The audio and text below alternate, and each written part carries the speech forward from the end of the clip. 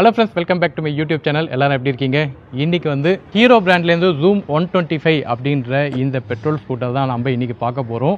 அது இல்லாமல் இதில் வந்து ப்ரைஸ் டிஸ்கவுண்ட்லாம் இருக்குது அப்படின்னு சொல்கிறாங்க. குறிப்பாக நம்மளோட சப்ஸ்கிரைபர்ஸுக்கு சில விஷயங்கள் டிஸ்கவுண்ட் ஆஃபர் பற்றியெல்லாம் நம்ம வந்து பேச போகிறோம். முக்கியமாக இந்த வண்டி எனக்கு ரொம்ப பிடிச்ச மாடல். ஏன்னா இதில் நிறைய ஸ்பெசிஃபிகேஷன் எனக்கு ரொம்ப பிடிச்சிருந்து. ஸோ அதான் நம்ம இதை ரிவ்யூ பண்ண போகிறோம். ஸோ உங்களுக்கும் பிடிச்சிருக்கு அப்படின்னா வீடியோ ஃபுல்லாக பாருங்கள். ஸோ இன்றைக்கி நம்ம வந்து எங்கே வந்திருக்கோம் அப்படின்னு பார்த்தீங்கன்னா எம்எஸ் மகா மோட்டார் அண்ணா நகர் ஷோரூமுக்கு நம்ம வந்திருக்கோம். ஸோ அவங்க தான் இன்றைக்கி வந்து இதை கொடுத்துருக்காங்க.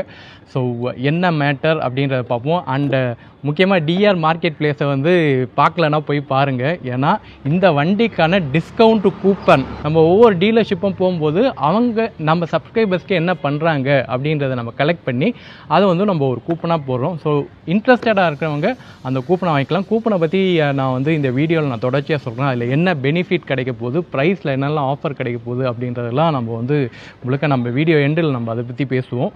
அதை வந்து நம்ம டீலர்ஷிப் சப்போர்ட்டோடு பண்ணிகிட்டு இருக்கோம். அது என்ன அப்படின்றத நம்ம விரிவாக பேசுவோம். ஸோ அதுதான் இன்றைக்கி வந்து Zoom 125 ஓட்டி பார்த்துடலாம். ஸோ வீடியோ இப்போ தான் நீங்கள் ஃபஸ்ட் டைம் பார்க்குறதுனா சப்ஸ்கிரைப் பண்ணிக்கோங்க. கூடவே அந்த பெல் ஐக்கனை கிளிக் பண்ணிங்கன்னா நான் போடுற ஒவ்வொரு வீடியோக்கு நோட்டிஃபிகேஷன் வரும். இப்போ வாங்க வீடியோக்குள்ளே போகலாம். ஸோ இன்றைக்கி நமக்கு கிடச்சிருக்கிறது வந்து Zoom 125 yellow colour scooter. So பார்க்கவே மங்களகரமாக இருக்கா. லுக் வந்து ஏரோடைனமிக்கலி சார்ட்டடாக அப்படின்னு தான் நம்ம சொல்லலாம். ஏன்னா எல்லாமே ஷார்ப் எட்ஜஸாக வருது. இங்கே இருக்கிற எட்ஜஸ் பாருங்கள் நல்லா ஷார்ப்பாக வருது. ஓகே, ஸோ இது வந்து ஃபால்கன் இன்ஸ்பயர்டு டிசைன்றாங்க. அதை டிசைன் இன்ஸ்பிரேஷனாக வச்சு இந்த வண்டி பண்ணியிருக்கிறதா சொல்லியிருக்காங்க. இந்த வண்டியில் முக்கியமான விஷயமே இது வந்து 14 இன்ச்சு வீலுங்க. ஃப்ரண்ட்டு பாருங்கள் நல்லா ப்ராடாகவே கொடுத்துருக்காங்க. ஓகே, ஸோ இதோட டயர் ப்ரொஃபைல் வந்து இங்கே 110, 80 அண்ட் பேக்கில் வந்து 120, 70. ஸோ இங்கே நான் போடுறேன். இதோட tyre profile 14 inch alloy wheel with disc பிரேக்கோடு இருக்குது. சிங்கிள் டிஸ்க் பிரேக் தான். அண்டு பேக்கில் வந்து ரியரில் வந்து ட்ரம் பிரேக் தான் கொடுத்துருக்காங்க. ஃப்ரண்ட்டில் வந்து டெலஸ்கோபிக் சஸ்பென்ஷன் இருக்குது. ஃபாலோட் பை உங்களுக்கு எல்இடி லைட் வருது. உங்களுக்கு இங்கேயும் ஹெட்லைட்டும் கொடுத்துருக்காங்க. ப்ரொஜெக்டட் ஹெட்லைட் இங்கேயே வந்துடுது. இங்கே வந்து இண்டிகேட்டர் லைட் இந்த இடத்துல கொடுத்துருக்காங்க. இங்கே கொடுத்துருந்தா இன்னும் நல்லா இருந்திருக்கும். ஸோ இங்கே வந்து உங்களுக்கு டேலைட் எல்இடியும் வந்துடுது. ஃபுல்லாகவே இது எல்இடி செட்டப்பில் தான் கொடுத்துருக்காங்க. ரியர் லைட்டு நல்ல ஸ்லீக்காக ஷார்ப் எட்ஜஸோடு இருக்குது. அது சொன்ன மாதிரி இங்கே பாருங்கள் இந்த டயர் ப்ரொஃபைலுமே நல்ல ப்ராடாகவே கொடுத்துருக்காங்க. ஸோ இன்ஜின் வந்து நம்ம பேசுவோம். இன்ஜின் வந்து இது 125 சிசிலேயே 9.8 பிஹெச்பி இன்ஜினுங்க. ஸோ சாலிட் பவர் இருக்கும். கொஞ்சம் ஓட்டும் போதே தெரிஞ்சது செம்ம ரிஃபைன்மெண்ட் இருக்குது இந்த இன்ஜினில். இங்கே வந்து உங்களுக்கு சிங்கிள் ஷாக் அப்சார்பர் தான் வருது. ஸோ இது ஷாக் அப்சார்பர் இதில் நல்லா இருக்கும்னு பல ரிவ்யூவில் இருக்குது. ஸோ எப்படி இருக்க போகுது அப்படின்னு பார்க்கலாம். ஏன்னா இந்த வண்டி வந்து கம்ஃபர்டபுள் நல்லா இருக்கும் அப்படின்றாங்க. ஏன்னா 14 இன்ச்சு வீல் வருது. ஸோ ஓரளவுக்கு ஒரு பைக் கம்ஃபர்ட் இதுலேயும் கிடைக்கும் அப்படின்னு சொல்கிறாங்க. பார்ப்போம். இங்கே பார்த்தீங்கன்னா ஸ்டார்டர் மோட்டார் இதுலேயும் வந்து உங்களுக்கு சைலண்ட் ஸ்டார்ட் ஃபீச்சர் இருக்குது. ஸோ உங்களுக்கு சைலண்ட்டாக ஸ்டார்ட் ஆகிடும். இந்த இடத்துல பார்த்திங்கன்னா உங்களுக்கு இன்ஜின் இருக்கிற ஏரியா ஃபுல்லாகவே விசிபிலிட்டி நல்லா இருக்குது. இன்னும் இந்த இடத்த இன்னும் கொஞ்சம் யூஸ் பண்ணியிருக்கலாமோ அப்படின்றது தோணுது. ஏன்னா இதோட பூட் ஸ்பேஸில் இது கொஞ்சம் கம்மியாகுது. 18 லிட்டர் தான் பூட் ஸ்பேஸ் வருது. அண்டு இது வந்து உங்களுக்கு நல்லாவே அப்வோர்ட் பொசிஷன்லேயே வச்சுருக்காங்க. ஓட்டும்போது எப்படி இருக்குன்னு பார்க்கலாம். நான் எக்ஸாஸ்ட் வந்து வாட்டர் ஃப்ளட்டிங் ஏரியாலாம் வரும்போது உள்ளே போகாமல் இருக்கிறதுக்காக இது வந்து கொஞ்சம் அப்வோர்ட்லேயே வச்சுருக்காங்க. 164 mm வந்து உங்களுக்கு கிரவுண்ட் கிளியரன்ஸ் இருக்குது. சரி, நம்ம ஃபுட் பாத் பண்ணிக்கலாமா? ஸோ என்னோடய ஒரு பேக் இங்கே வைக்க முடியுது. ஒரு பெரிய ஃபுட் பாட் அப்படின்னு நம்ம சொல்ல முடியாது. ஃபுட் பாட்டை பொறுத்த வரைக்கும் உங்களுக்கு வந்து ஓரளவுக்கு ஒரு சின்ன பேக் வைக்கலாம். அந்தளவுக்கு தான் கன்வீனியன்ட் இருக்குது. எஃப்ஐ அப்படின்ற சிம்பிள் இருக்குது. ஃபியூயல் இன்ஜெக்ஷனோடு வருது. ஸோ இந்த இடத்துக்கு நம்ம வரோம் அப்படின்னா நமக்கு வந்து இங்கே ஒரு 1 லிட்டர் வாட்டர் பாட்டில் வைக்கலாம். இந்த இடம் கொஞ்சம் ஸ்பேஷியஸாக இருக்குது. கொஞ்சம் பூட் ஸ்பேஸ் இந்த இடத்துல கொடுத்துருக்காங்க. இங்கே வந்து சார்ஜிங்க்கான ஸ்ட்ரக்சரும் இங்கே இருக்குது. உள்ளே இருக்குது சார்ஜிங். ஒரு அடாப்டர் மாதிரி தந்துருப்பாங்க. இதை வந்து நீங்கள் ஆன் பண்ணிங்கன்னா ஸ்லீக் டிசைனுங்க. செம்ம ஸ்லீக்காக இருக்குது. நீங்கள் Zoom ஓட்டியிருந்தால் உங்களுக்கே தெரிஞ்சிருக்கும் 110ல் அதே ஸ்லீக் டிசைன் தான் இங்கே கொடுத்துருக்காங்க. i3s உங்களுக்கு சைலண்ட் ஸ்டார்ட்டோட வந்து ஸோ லைட்டாக உங்களுக்கு வண்டி ஸ்டாப்பில் இருக்கும்போதும் வண்டி சிக்னலில் இருக்கும்போதும் ஆட்டோமேட்டிக்காக இன்ஜின் கட் ஆஃப் ஆகும். ஸோ அதனால் உங்களுக்கு மைலேஜ் வந்து சேவ் ஆகும். பட்டனோட குவாலிட்டியெல்லாம் நல்லாயிருக்கும். அதே தான் உங்களுக்கு ஹீரோவில் மிச்ச வண்டியில் நீங்கள் பார்க்குற அதே பட்டன் தான் வச்சுருக்காங்க. ஹார்னு ரொம்ப மினிமலிஸ்டிக்காக தான் இருக்கும். கொஞ்சம் நிறையாலாம் இருக்காது. ஈவன் உங்களுக்கு டிஸ்பிளேவை பார்த்திங்கன்னா மினிமலிஸ்டிக்காக தான் இருக்கும். பெருசாக நிறைய பட்டன் அதெல்லாம் இருக்காது. குழப்பற மாதிரிலாம் இருக்கும். என் ஹைட்டுக்கு எல்லா வண்டியும் எனக்கு குள்ளமாக தான் தெரியும். இந்த வண்டி ஏன் ஹைட்டுக்கு எனக்கு வந்து தாராளமாக கீழே கால் வைக்க முடியுதா. சீட்டிங் பொசிஷன் அப்படின்னு வரும்போது ஹைட் வந்து 777 mm உங்களுக்கு வந்து சீட் ஹைட்டு. ஷார்ட் ரைடருக்கு கன்வீனியண்ட்டாக இருக்குமா அப்படின்னு கேட்டிங்கன்னா கண்டிப்பாக கன்வீனியண்ட்டாக இருக்கும். ஏன்னா எனக்கே சர்ப்ளஸாக இருக்குது. அப்போது ஒரு 5'5" இருக்கீங்க அப்படின்னா உங்களுக்கு ஷார்ட் ரைடருக்கு ஈஸியாகவே இருக்கும் அப்படின்னு சொல்லலாம். ஸோ இதில் ஒரு நல்ல விஷயம் என்னென்னா இது கொஞ்சம் ஸ்லாண்டிங்காக கொடுத்துருக்காங்க. ஸோ இதில் பார்த்தீங்கன்னா இது கொஞ்சம் அப்வர்டில் இருக்கும், இது கொஞ்சம் டவுன்வர்ட்ஸில் போகும். இது சில பேர் வந்து நெகட்டிவாக சொல்லுவாங்க, ரொம்ப டவுன்வர்டாக போகிறதுனால ரைடர் வந்து கொஞ்சம் அப்படியே ஃப்ரண்ட்டில் போகிற மாதிரி இருக்குமோ அப்படின்னு. எனக்கு சீட் குஷனிங் நல்லா தான் இருக்குது. ஓட்டும் போது சொல்கிறேன் இது ஏதாச்சும் டவுன்வர்டில் புஷ் ஆகுது அப்படின்னு. பேக்கில் பார்த்தீங்கன்னா பில்லியனுக்கு இவ்வளோ பெரிய இடம் இருக்குது. இந்த இடத்துலையே வந்து நமக்கு பெட்ரோல் போடுற டேங்க்கும் இருக்குது. ஸோ நம்ம இதை ஓப்பன் பண்ணோம் அப்படின்ற அவசியம் இல்லை. ரைடருக்கும் பில்லியனுக்கும் ஒரு இடைவெளி இருக்குது. சீட் ஹைட்டு நல்ல சீட் லென்த் வந்து நல்ல போதுமான அளவே இருக்குது. ஸோ இப்போ வந்து நம்ம வண்டியை ஸ்டார்ட் பண்ணி இன்ஜின் எப்படி இருக்குது அப்படின்னு பார்ப்போம். இன்ஜின் வந்து ஸ்டார்ட் ஆகிடுச்சு. இன்ஜின் நாய்ஸ் கேட்குதா அப்படின்னு பாருங்கள். ஸோ இதுதான் ஐடில் இன்ஜின். ஐடில் இன்ஜினில் லைட்டாக இங்கே வைப்ரேஷன் தெரியுது. நார்மலாக இது ஐடில் இருக்கிற வைப்ரேஷன் தான். நமக்கு ஹேண்ட்பாரில் வைப்ரேஷன் தெரியுதா அப்படின்னு பார்க்கலாம்.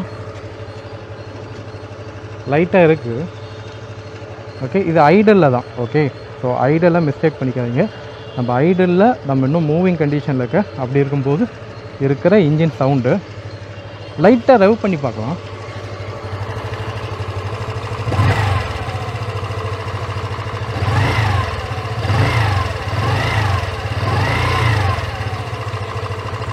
ஓகே, ரெவ் பண்ணும்போது வீல் மூவ் ஆகுது. ஓகே, ஸோ இப்போ நம்ம வந்து இன்ஜின் ஐடலில் இருக்கும்போது ரெவ் பண்ணியும் பார்த்தாச்சு எப்படி இருக்குன்னு. இங்கே வந்து ஃபியூயலில் காமிக்குது. ஆவரேஜாக எவ்வளோ நமக்கு கிலோமீட்டர் பெர் லிட்டர் கிடைக்கும் அப்படின்றதும் காமிக்குது. ரேஞ்ச் எவ்வளோ போகும் அப்படின்றது நமக்கு கேல்குலேட் பண்ணி சொல்லும் இதுக்கு எவ்வளோ ரேஞ்ச் போகும்னு. வண்டி வந்து இப்போ நம்ம ஒரு யூ-டர்ன் பண்ணி பார்க்கலாம். ஏன்னா வண்டி ரொம்ப காம்பேக்டாக இருக்குது. ஸோ எனக்கு முட்டலை எங்கேயும். பட் நம்ம யூ-டர்ன் பண்ணி பார்க்கலாம், அப்போ தான் நமக்கு தெரியும். லைட்டாக ஒரு யூ-டர்ன் பண்ணி பார்க்கலாம்.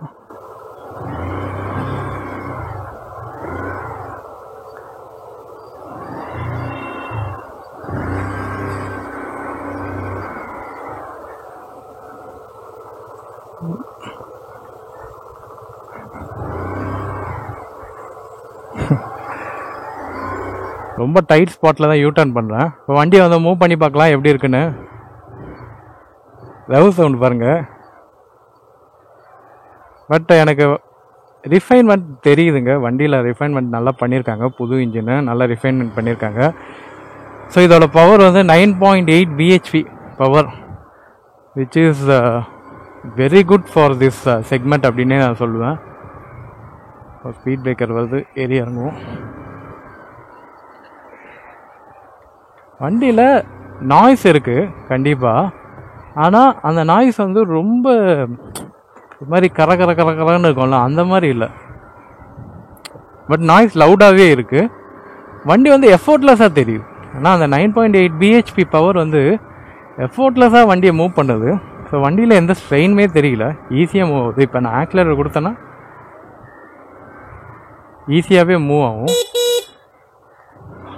ஹார்ன் வந்து இன்னும் கொஞ்சம் லவுடராக கொடுத்துருக்கலாம். இது பத்தலைன்னு தான் சொல்லுவேன். கொஞ்சம் இது இம்ப்ரூவ்மெண்ட் பண்ணலான்னா ஹார்னில் கண்டிப்பாக இம்ப்ரூவ்மெண்ட் பண்ணியிருக்கலாம்.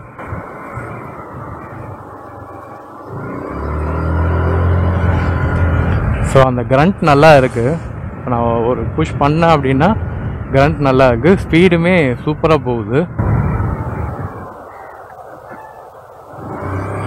பிரேக்கு கொஞ்சம் சாஃப்டாக சைடில் இருக்குது. அது இன்னும் டியூன் பண்ணோம் அப்படின்னு சொன்னாங்க. கொடுக்கும்போதே பிரேக் இன்னும் கொஞ்சம் டியூன் பண்ணணும். நாங்கள் இது இன்னும் பிடிஐ செக் பண்ணல அப்படின்னு சொல்லி தான் கொடுத்தாங்க. டியூன் பண்ணாங்க, கொஞ்சம் பிரேக்கிங் வந்து செக் பண்ணாங்கன்னா இதை டைட் பண்ண முடியும். பட் இப்போதைக்கு ரொம்ப ஸ்பாஞ்சியாக இருக்குது. பிரேக்கிங்கை நம்பி பிரேக் போட முடியல இப்போதைக்கு. பாருங்கள், ஐடல் ஸ்டாப்பு சீக்கிரமாக டக்குன்னு கட் ஆகிடுச்சு.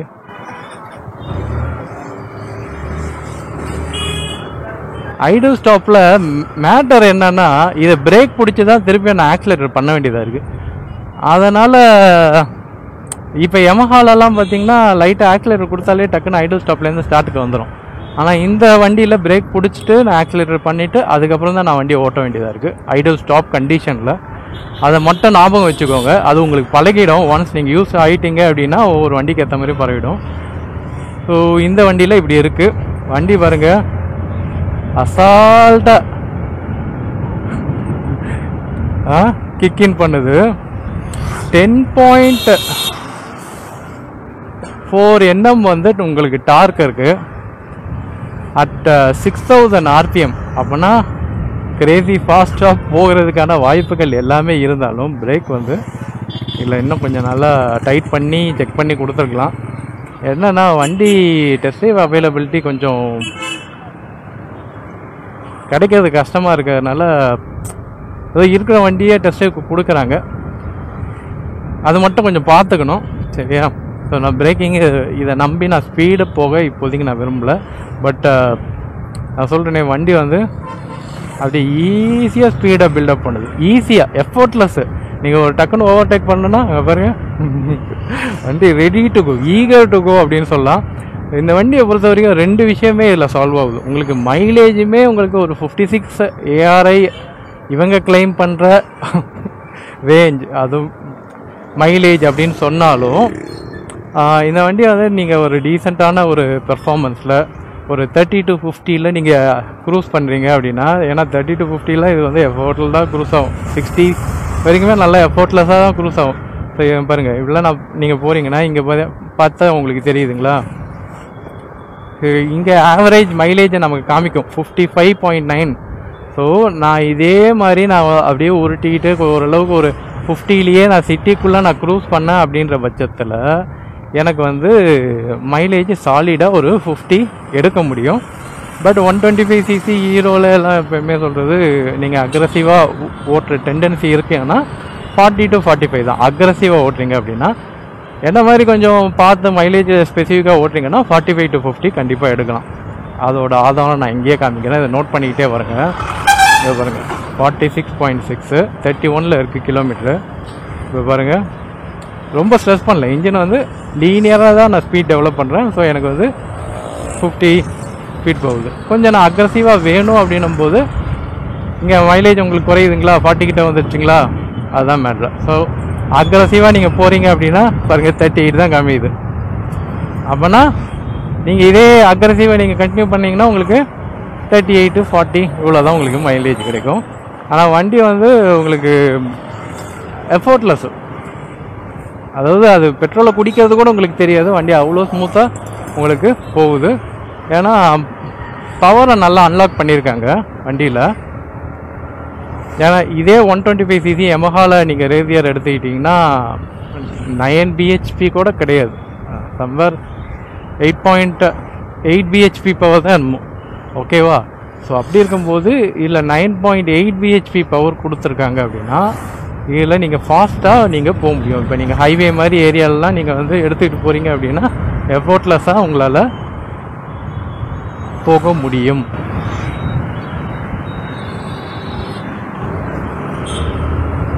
ஸோ ஒரு குயிக் ஓவர்டேக்லாம் வந்து அசால்ட்டாக பண்ணலாம். வண்டியில் ஹெவி லக்கேஜ் எடுத்துகிட்டு போனாலும் வண்டி வந்து சிரமம் இல்லாமல் போகும். ஸோ அதுதான் நான் இந்த வண்டியில் பார்க்குறது. ஆனால் இது வரைக்கும் ஓட்டினதில்லை.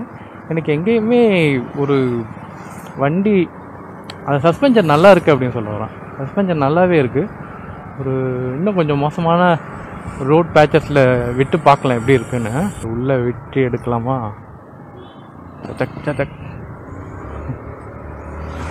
ஸ்லோவாக தான் எடுத்தேன். வண்டி பேலன்ஸில் எதுவும் ஸ்லிப் ஆகலை. ஏன்னா வண்டியோட வீல் சைஸ் பெருசு, பேலன்ஸ் ஸ்லிப் ஆகுது அப்படின்ற பேச்சுக்கே இடம் இல்லை. பட் சஸ்பென்ஷன் நான் இன்னொரு இடத்துல செக் பண்ணலாம். அங்கே இன்னும் ரொம்ப மோசமாக இருக்கும் ரோடு, அங்கே செக் பண்ணி பார்ப்போம். ஓகே, சஸ்பென்ஷனை இன்னும் செக் பண்ணோம். பிரேக்கிங் இதில் இப்போதைக்கு சாஃப்டாக இருக்கிறதுனால என்னால் பிரேக்கிங்கை பற்றி ஃபுல்லாக கமெண்ட் பண்ண முடியல. ஏன்னா அவங்க சொல்லும் போதே சொல்லி கொடுத்துட்டாங்க, பிரேக்கிங் வந்து நாங்கள் இன்னும் செக் பண்ண வேண்டியது இருக்குது, இந்த வண்டியில் வந்து பிரேக்கிங் டைட் பண்ணல அப்படின்னு. ஸோ அது ஒரு காரணத்தினால் பிரேக்கிங் பற்றி நான் இப்போதைக்கு நான் கமெண்ட் பண்ண முடியல. வண்டி ஈஸியாக போகுதுங்க. ஸ்பீட் பில்டப் பண்ணி அப்படி நம்ம போகிறோம், நம்ம வந்து ஸ்டெடி ஸ்பீடில் நம்ம போகிறோம் அப்படின்னா வண்டியில் சவுண்டே கேட்குறது இல்லை. உங்களுக்கு கேட்குதான்னு மட்டும் சொல்லுங்கள். இப்போ பாருங்கள்,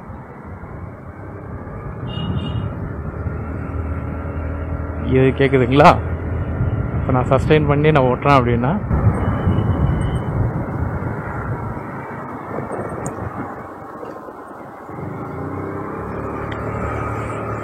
இப்போ மோசமான பள்ளத்தில் தான் விட்டு ஏற்றினேன். பரவாயில்ல, அதெல்லாம் ரொம்ப பள்ளமாக இருந்தது. அதிலெல்லாம் நான் ஸ்கூட்டரில் அதில் விட்டு எடுக்கிறதுக்கெல்லாம் நான் கொஞ்சம் ரொம்ப யோசிப்பேன். நான் ஈஸியாகவே போயிடுச்சு அப்படின்னே சொல்லுவேன்.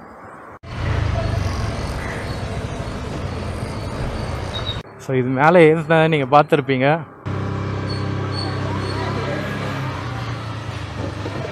ஓகே, ஸோ சஸ்பென்ஷன் நீங்கள் பார்த்துருப்பீங்க. பாட்டோல்லாம் வந்து ஈஸியாகவே ஏறுது இறங்குது, ஒரு பிரச்சனையும் இல்லை. வண்டி வந்து ஈஸியாகவே ஹேண்டில் பண்ணலாம். எனக்கு ரொம்ப பிடிச்ச விஷயம்னா இந்த ஹேண்டில் பேர் வந்து கொஞ்சம் அப்ரைட் பொசிஷனில் வச்சுருக்காங்க. ரொம்ப ஹைட்டு அப்படின்னு சொல்ல முடியாது. ஐ எம் எக்ஸ்பெக்டிங் இந்த ஹைட் இருந்தால் நல்லா இருந்திருக்கும். இன்னும் கொஞ்சம் ஹேண்டில் வந்து அப்ரைட்டாக இருந்திருக்கும். கொஞ்சம் லோவரில் இருக்குது, பட் பரவாயில்ல, எனக்கு ஈஸியாக இருக்குது. ஆனால் இது இன்ஜினியரிங் பண்ணும்போது இன்ஜினியரிங் டீம் வந்து எவ்வளோ விஷயங்கள் செக் பண்ணிவிட்டு பண்ணியிருப்பாங்க. நம்ம அவ்வளோ பெரிய எக்ஸ்பர்ட்லாம் கிடையாது, பட் எனக்கு வந்து ஹேண்ட்லிங் ஈஸியாக இருக்குது. அதே நேரத்தில் முட்டி எங்கேயுமே இடிக்கலைங்க. ஏன்னா இங்கே பாருங்கள் எவ்வளோ ஸ்லீக்காக இருக்குது டிசைனு. அதனால் முட்டி எங்கேயுமே இடிக்கலை. கொஞ்சம் ரெவ் பண்ணி பார்த்தா இங்கே ஒரு ஸ்பீட் பிரேக்கர் இருக்குது. கண்ணுக்கே தெரியாமல் ஸ்பீட் பிரேக்கர் இருக்குது. ஈஸியாக ஏறி இறங்கிருச்சுங்க. நார்மலாக இதில் நான் ஸ்கூட்டரில் வந்திருக்கேன். நம்மளை கொஞ்சம் தூக்கி போடும். 30-40 வரும்போதே கொஞ்சம் அப்படி தூக்கி போடும். இது எங்கேயுமே தூக்கி போடல. எனக்கு சஸ்பென்ஷன் ரொம்ப பிடிச்சிருக்கு, நல்லா ஹேண்டில் பண்ணுது. அதே மாதிரி டயர் கூட நல்ல கிரிப்பியாக இருக்குது. பாருங்கள், பிக்கப் தான் அல்லு. ஸோ இந்த வண்டி வந்து மைலேஜ் எடுக்கணுன்னா எடுக்க முடியும், பட் சப்ஜெக்டிவ். நீங்கள் ஓட்டுறதை பொறுத்து தான் உங்களுக்கு மைலேஜ் வரப்போகுது. 56 கிடைக்குமானா கண்டிப்பாக 56 கிடைக்காது, பட் நம்ம 50 எக்ஸ்பெக்ட் பண்ண முடியும். மைலேஜ் 55லாம் போகுதுல்ல. அதனால் நான் வந்து கிராஜுவலாக லீனியராக ஸ்பீடை டெவலப் பண்ணால் மட்டும்தான் எனக்கு வந்து அந்த மைலேஜ் கொடுக்க போகுது. அக்ரெசிவாக ஓட்டுறேன், ஸ்பீடை டெவலப் பண்ணேன் அப்படின்னா எனக்கு வந்து கொஞ்சம் அக்ரெஷன் ஸ்டார்ட் பண்ணாலே 23, 24, 34 மைலேஜ் வந்து ரொம்ப லோவர் இடத்துக்கு போகுது. இந்த செக்மெண்ட்டில் இருக்கிற ஸ்கூட்டரில் சஸ்பென்ஷன் குவாலிட்டி அப்படின்னு பார்க்கும்போது அது ரொம்ப முக்கியமாக நம்ம பேசணுங்க. ஏன்னா வண்டியில் இன்ஜின் பெர்ஃபார்மன்ஸை பற்றிலாம் பேசுகிறோம், ஆனால் சஸ்பென்ஷன் அப்படின்னு வரும்போது மோஸ்ட் ஆஃப் த ஸ்கூட்டரில் வந்து அடி வாங்கிடுது. இப்போ எனக்கு யமஹா ரேசியர் வந்து எனக்கு பிடிக்கும், மைலேஜ் நல்லாயிருக்கும். ஆனால் சஸ்பென்ஷன் பொறுத்த வரைக்கும் அதோட இது பெட்டராக இருக்குது.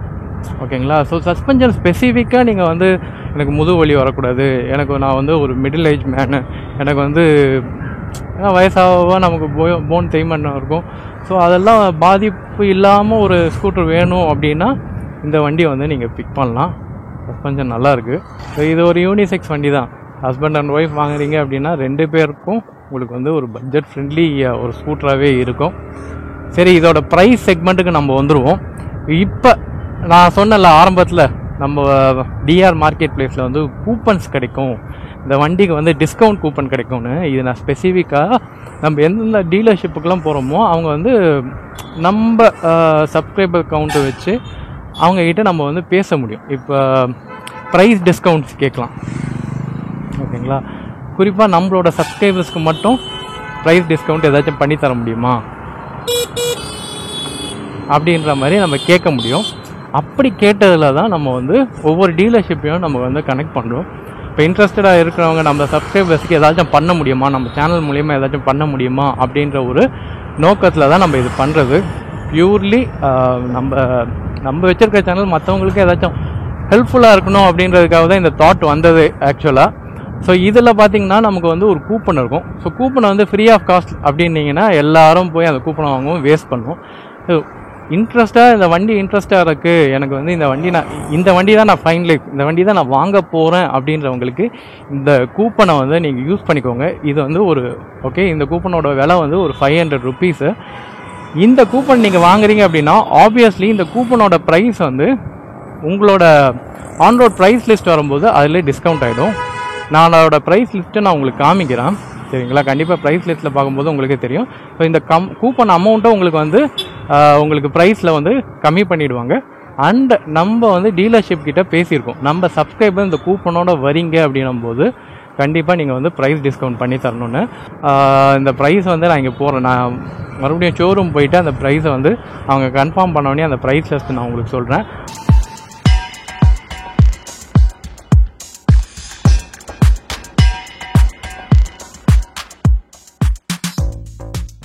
ஸோ ரியலி கூப்பனை யூஸ் பண்ணிக்கோங்க. இது மாதிரி நம்ம நிறைய டீலர்ஷிப் கிட்ட பேசிகிட்டு இருக்கோம். டிஆர் மார்க்கெட் பிளேஸில் நீங்கள் இந்த வியூ கூப்பன் ஒன்று இருக்கும், அங்கே போய் பார்த்தாலே உங்களுக்கு கூப்பன் நீங்கள் எடுத்துக்கலாம்.